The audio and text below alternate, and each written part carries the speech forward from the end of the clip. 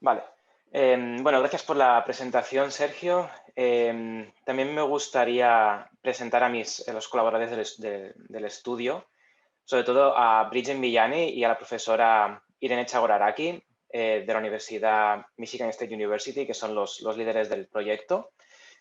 También colaborará Ana Mehrotra de CDM Smith, una consultora aquí en Estados Unidos, y mis colegas de la Great Lakes Water Authority, Andrea Bush y John Norton.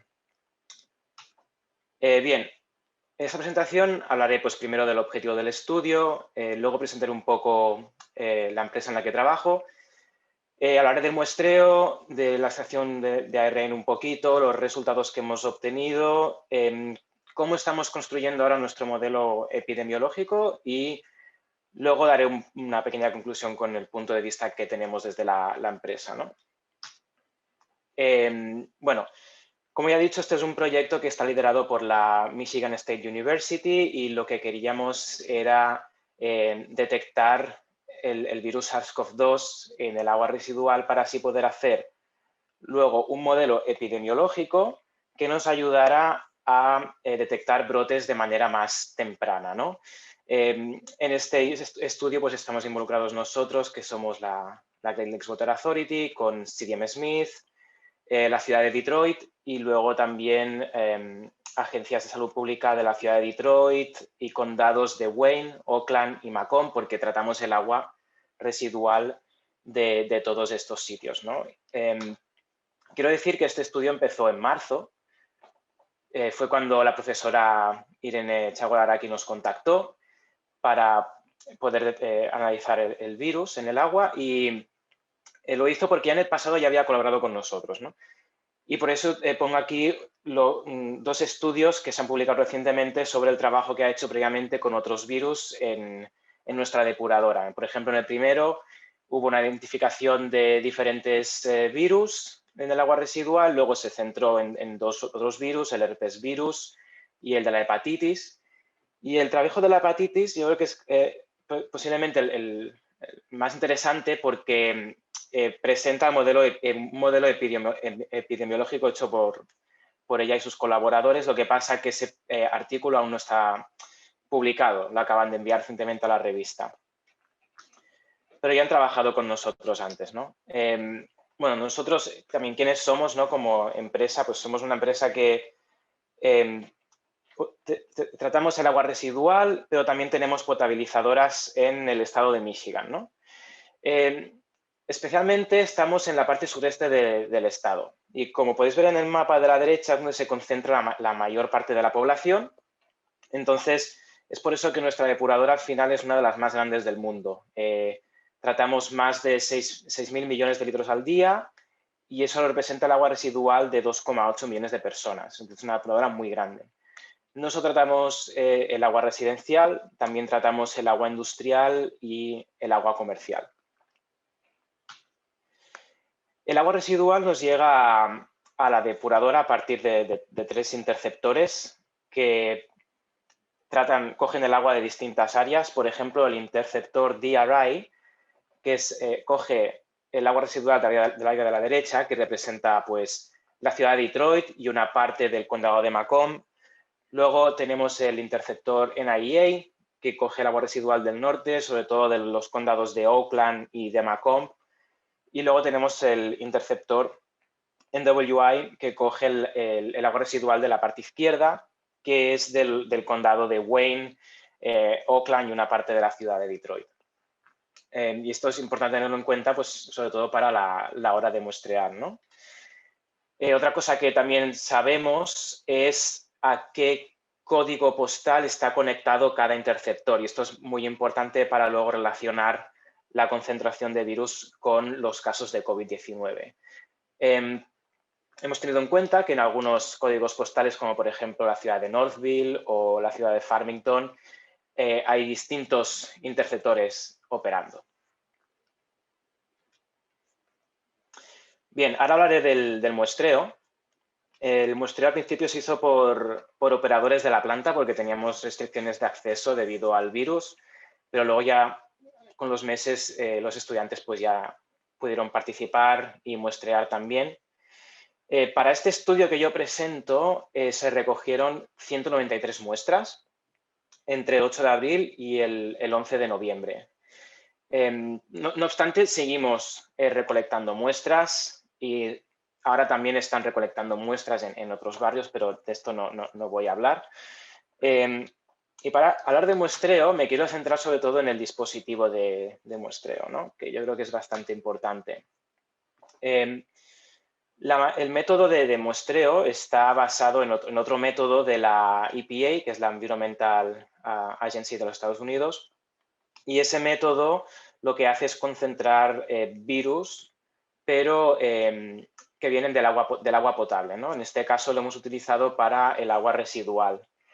Básicamente lo que hacíamos era conectar una bomba al interceptor, el cual queríamos muestrear, y entonces el agua residual iba directamente a un filtro de nanoceram, del cual hablaré de aquí un ratito, que es un filtro que al final lo que hacía era concentrar la cantidad, los virus del agua residual. El agua residual luego iba hacia un hidrómetro y eso es importante porque el método de la EPA dice que solo se puede colectar agua residual hasta cierto caudal. Si pasas ese caudal, entonces tienes el peligro, ¿no?, de que los virus vayan a pasar el filtro y no estés recolectando bien la muestra. Después de eso, pues el agua residual iba a un desagüe, ¿no? Otra cosa que teníamos en cuenta al recolectar las muestras es que la cantidad de sólidos suspendidos que habían en la muestra, ¿no? Si había muchos, pues entonces teníamos que recoger menos volumen. Es por eso que tengo arriba que se recolectaron entre 20 y 70 litros de agua residual por muestra. Dependía de la cantidad de sólidos suspendidos. Y bien, aquí lo que realmente creo que es interesante es el filtro que utilizamos de nanoceram, ¿no? Es un filtro que tiene un tamaño de poro de unos 2 a 3 micrómetros, pero que está cargado electropositivamente. Entonces, eso hace que las partículas se puedan adherir rápidamente. Podemos adherir partículas que sean tan pequeñas hasta 0,2 micrómetros, ¿no? De esta manera, pues, podíamos recolectar volúmenes de muestra mucho más altos, ¿no? En muchos estudios he visto que se recolectan normalmente entre medio litro o 1 litro de agua residual y aquí gracias a esto, a este método para concentrar el virus, pues podíamos recoger entre unos 20 y 70 litros. Los filtros, una vez se acababa el muestreo, se guardaban a una temperatura de 4 grados, pero solo con un máximo de día y medio, más o menos. Antes, pues los filtros ya se llevaban a la Michigan State University y ahí pues eluían el virus del filtro. Luego se llevaban a cabo diferentes etapas de purificación del virus, las cuales no voy a entrar ahora en detalle, pero si a alguien le interesa, siempre pueden leer el artículo que he puesto abajo a la derecha, que ya está publicado, y aparte es de Open Access, todo el mundo tiene acceso. Una vez el virus estaba purificado, pues se hacía la extracción de ARN y se utilizaba un Viral RNA Qiagen Kit y se medía la concentración a partir de la PCR cuantitativa. Lo bueno de usar los filtros y de concentrar el virus es que pudimos encontrar el virus en todas las muestras que recolectamos. Nunca estábamos por debajo del límite de la PCR. En esta tabla, por ejemplo, muestro las distintas concentraciones de las diferentes muestras que se fueron recolectando. Cuando pone NA es porque esa muestra a lo mejor no se pudo recolectar por algún problema externo, ¿no? Aún así, pues pudimos recolectar entre 60 y 68 muestras por interceptor y en el 45% de los casos pudimos incluso recolectarlas en triplicado. Las concentraciones iban de 10 a la 4 a 10 a la 7 copias por litro.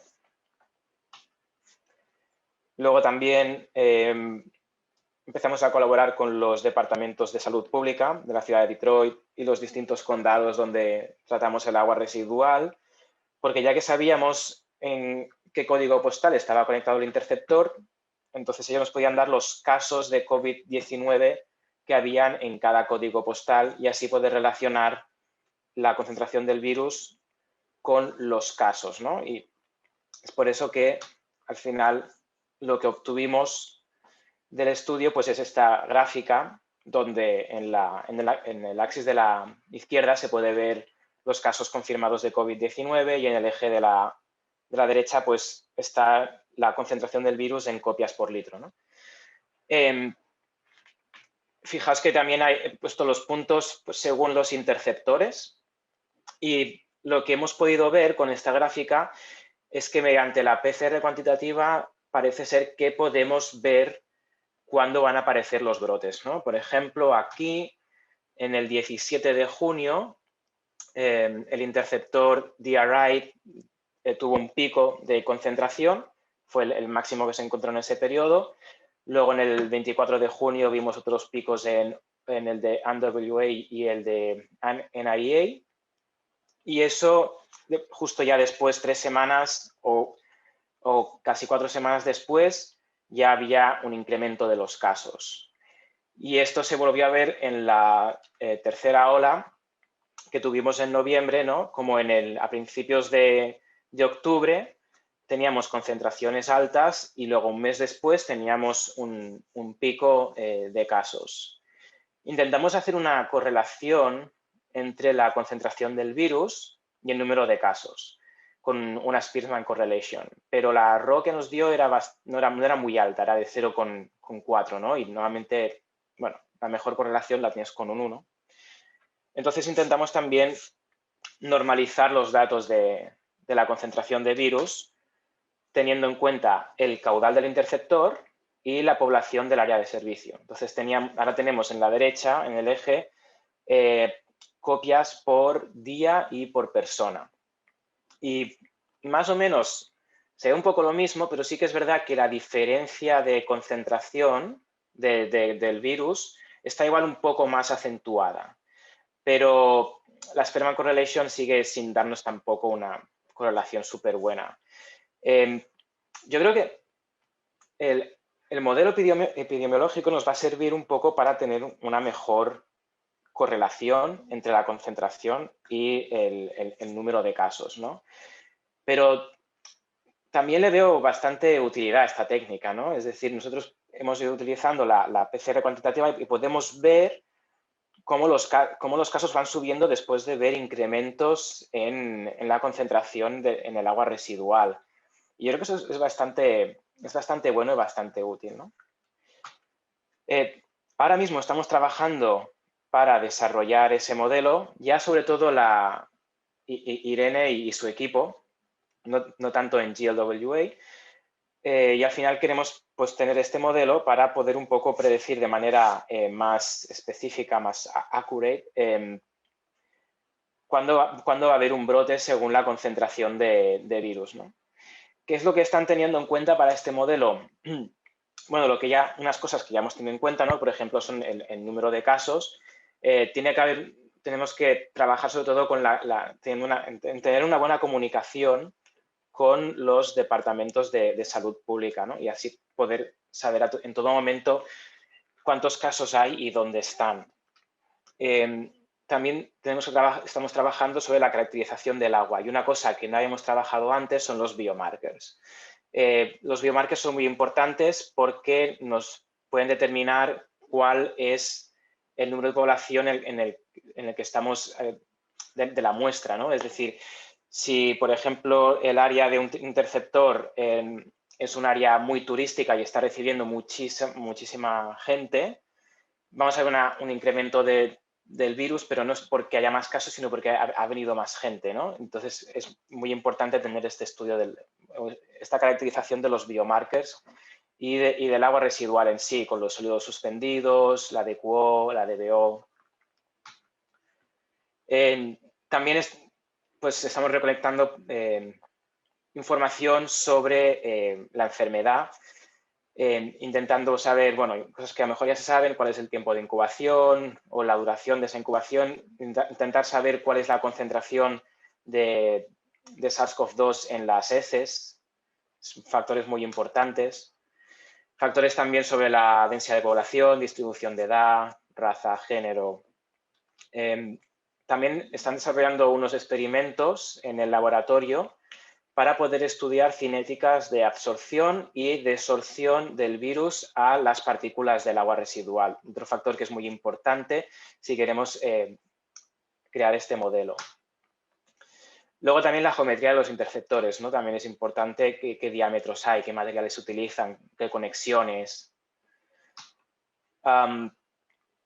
Luego también tener en cuenta el hecho que, he dicho al principio, ¿no? Tratamos agua residencial, pero también estamos tratando agua industrial y agua comercial, pues son factores que también hay que tener en cuenta. Como también, por ejemplo, datos ambientales. Cuando llueve, porque también recogemos agua de lluvia, entonces eso puede hacer que se diluya la concentración de COVID. Y bueno, y lo más importante, que es lo que estamos haciendo también, pues es seguir midiendo la concentración del virus a través de técnicas de qPCR. Y bueno, también un poco empezar ya a aplicar secuenciación de metagenómica para un poco ver cuántos virus hay, ¿no? Y yo creo que esto también es una manera de utilizar este método en el futuro. A lo mejor puedes recoger agua residual una vez al mes y haces una secuenciación metagenómica y vas siguiendo las abundancias relativas de los diferentes virus que puedas ver o patógenos. Si ves, por ejemplo, que aparece un nuevo virus o la abundancia relativa de un virus está empezando a crecer muchísimo, entonces es cuando puedes empezar ya a entablar conversación con las agencias de salud pública para, bueno, advertir de que parece ser que hay un virus que está creciendo y entonces ya puedes tener o implementar el método de manera exhaustiva de la PCR cuantitativa para ver cómo va evolucionando y si puede haber peligro de brotes o no. Yo creo que eso se podría hacer o se podrá hacer con cualquier virus, ¿no? Mucho más tarde. Y luego ya para acabar, también me gustaría dar un poco el punto de vista que tenemos aquí en Great Lakes Water Authority sobre esta metodología, ¿no? Y sobre todo, a veces me pregunto si estos métodos se van a quedar en la depuradora o no a largo plazo. Porque, bueno, cuando todo esto empezó en marzo, que era cuando la pandemia empezaba y nos contactó Irene, pues la depuradora ya se quiso meter en el estudio.